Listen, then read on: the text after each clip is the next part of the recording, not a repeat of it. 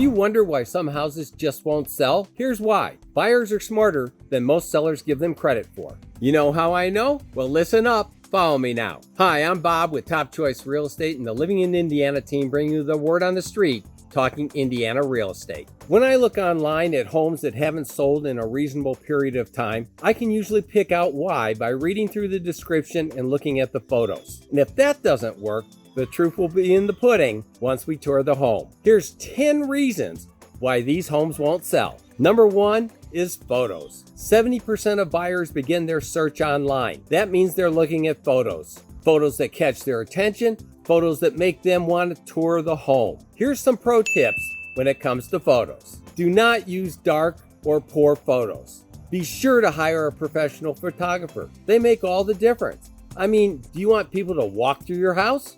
Or don't you? I used to take over 10,000 commercial photos a year, and even with that, I hire a professional real estate photographer for my photos. They are good. In fact, they are better than good, and they are a difference maker for my clients who are trying to sell. I see realtors put up like 50 photos. Don't do it. It confuses and leaves the viewer tired and not excited. Realtors will argue with me on this. They'll say, but buyers want to know. And that leads me to my next point. The photo should lead the buyer through the house. They should tell a story. If a photo doesn't contribute to the story, then don't use it. That means you use only the photos that you need to get someone to schedule a tour. Not one photo more. You're not trying to sell your house online. You're trying to get them to walk through it. Period. Stop while you're ahead. Don't oversell it. Use the KISS principle. Keep it simple, stupid. Number 2 is location. Poor locations are deal killers or price killers. Take your pick. Okay, on a busy street, most people won't like the noise or have to back out into traffic. And people with kids will run from this house. So don't buy this house. I don't care how low the price is. Yes, you can buy low, but when you go to sell, you'll need to bargain basement price it then too. Okay, corner lots. Builders make these sound real enticing because they're larger. But hey, there's nowhere to sit in the backyard, like on a deck or anything, and there's no room for the kids to play. Plus, you have traffic on 2 sides, and who wants that? I was at a listing appointment one time, and the owner bragged about his corner lot and how he'd paid extra for it. I just shook my head. Don't do that. You won't get your money back. So if you're considering moving here, you're going to want to pick up our relocation guide. It's free and there's no obligation. My staff and I have prepared the ultimate relocation guide, and you can get your copy below. Another house that won't sell is one that's adjacent to a commercial property. People shy away from the noise, the litter, the lights, you name it. Another is one with overhead power lines. They may not bother you, but they are a hard no for many potential buyers. And for those that don't seem bothered by them, well, if their realtor is doing his or her job, they'll suggest to the buyer that they read up on health hazards associated with overhead power lines and how that often affects sales price. There are other houses. Choose one of them. The number 3 house that people just won't buy is one with poor curb appeal. You would be amazed at how many people drive by your house and they'll talk them right out of wanting to look at your house. Don't ask me why, but that's what they do. So, put the kids' toys away, trim the trees and bushes, plant some flowers, mow the grass. Do not give the people in the car any reason whatsoever to talk themselves out of walking through your house. We're talking about living in Indiana, and I apologize for breaking in, but maybe you can do me a favor. If you like this video or found this content helpful to your cause, then hit the subscribe button, like right now. There's no cost or obligation, there's only benefit. I work harder to make good things happen.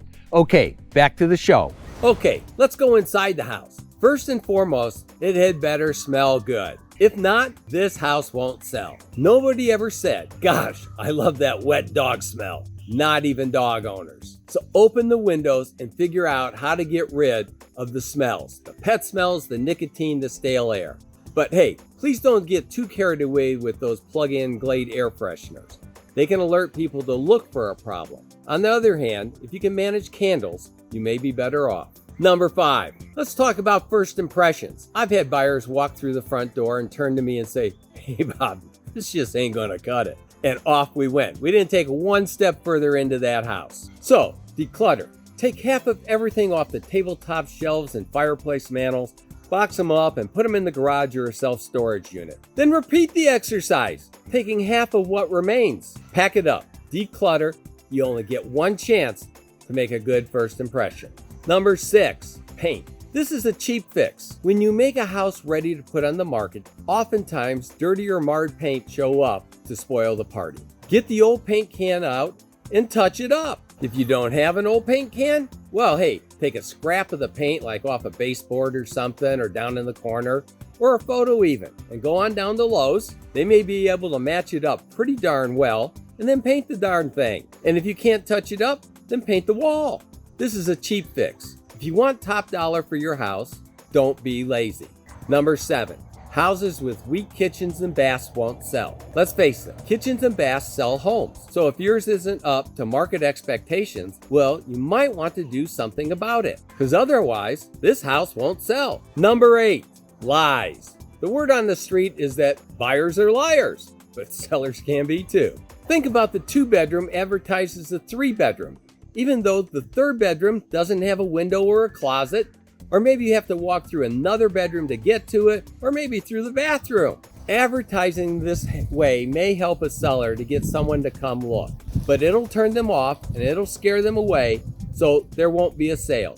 This house won't sell. Number 9, houses with asbestos, really bad mold, or termites. These homes won't sell. Fix these things before you put the house on the market. Number 10, finally, overpriced homes won't sell. You may price it high hoping to catch a sucker right out of the gates, but good luck with that. You're more likely to kill all interest and create a stale listing. Ultimately, the market, the consumers, are the determinant of what a fair price is. Overpriced homes won't sell. And in the end, if a house won't sell, guess what?